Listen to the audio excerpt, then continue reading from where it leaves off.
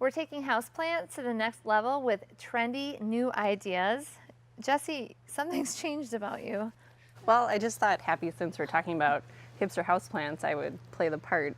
I'm not sure why you didn't want to wear a mustache. Next time. The benefits of wearing a mustache is when you peel it off, it's like a free lip wax. You know what? That's a really great tip. All right, so there are so many new things around me that I'm seeing. I'm excited to talk about what you're going to teach us today. Are you taking that off? I am. Okay. I can't. Okay.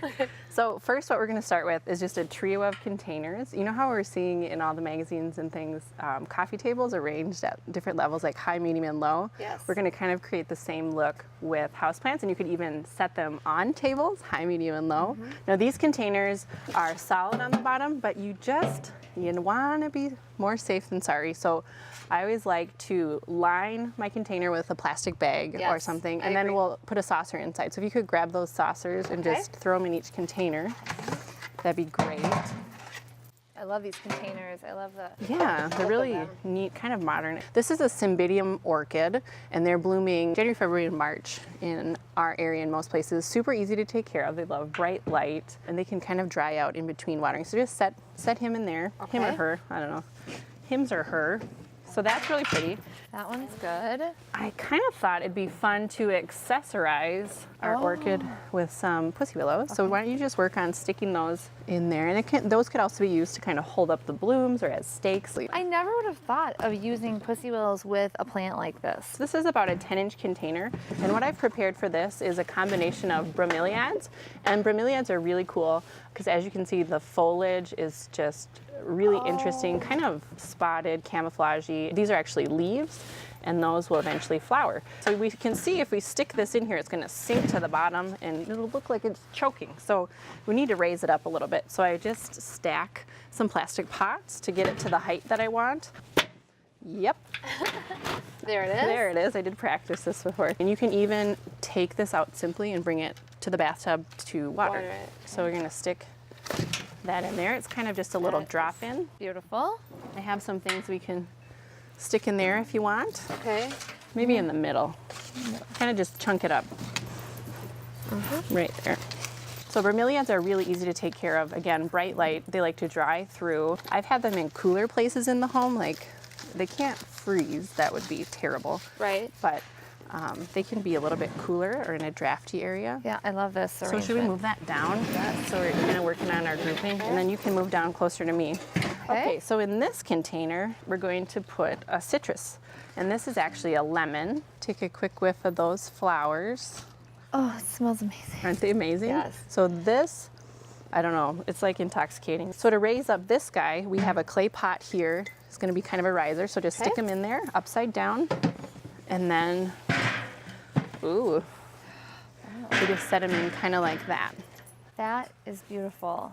That would light up your home. You could kind of do a grouping of plants together in a corner or on plant stands. So next what we're going to do is I wanted to show you this really interesting basket that you could do in your house. It's kind of retro looking in a way. Totally retro. So because it is a retro looking container, we're going to put some retro looking plants in there. Why don't you untie that and I'll talk about the plant. I was sort of wondering how you got the plants in here, and then I'm now seeing the secrets. Yes, untie it, let it loose.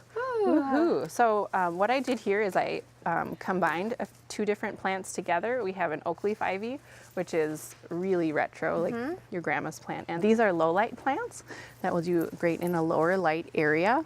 And they can be trimmed and pruned as they kind of grow down. Okay. And so what I did here is I got a bulb pan and I kind of opened up these guys and snuggied it down. Yep. And then I filled in my potting soil and planted my plants while it was in here, and then tied it closed. Went back and tied it closed. So in this one here, we have a really neat plant that's newer for us. It's called the mahogany fern, and then this ivy is called neon Algerian ivy, and the bright green. People are really into that. And again, low light plants for a low light area. This would look great also on a larger like dining room table or something like that as a centerpiece. So yeah, I love it. So I chose these log planters because they're kind of rustic, kind of whimsy, but really neat. Now, these do not have a drain hole, so we're just going to arrange pots within the container and then in their they will current drain, pots, and they yes. have drainage. That way you can take them out and take them to the sink and water them that way. I love that. We're each going to take 2 violets and 1 not flowering plant. Okay. So I'm going to pick, this is a Hypoestes or polka dot plant, and it's got that really cute pink foliage. I love it because it's so girly, and I think it looks really cute and girly with the violets. Yes. And violets are coming back. They're retro. People love them. Easy And to what's take this care called? of. This is called Selaginella moss. This one likes a lot of moisture, Okay. does not like to dry out, and it kind of just It's a trails trail. down. And if you need to, you know, Oh. manage it a little bit, you just do that. Okay. Same with this guy. This guy you can pinch to keep it the size that you want, just like you do your coleus outdoors. So then I think I'm going to do the purple violets. Are so you these really? are, I think so, unless Okay. you want them. Well, no, I was thinking you were going to pick the pink, but okay, purple. I Yep. tricked you. Okay. So I'm going to do the purple violets. And violets, they don't like cold water on their leaves. So you're going to want to make sure to water them from the bottom. So you can just set them in kind of a saucer or a pan with water, and they just suck up the water that way. Oh, so not water from the top, obviously. Right. Because if the leaves get wet, they kind of get discolored and funky looking. Okay. So that is that. And I think this would look great on a windowsill, down a table, Yes. This is setting really aside. pretty. Super cute. I feel like I'm angling my moss. I want it to show more. Yeah. Fluff it up. Yep, there. Oh, there.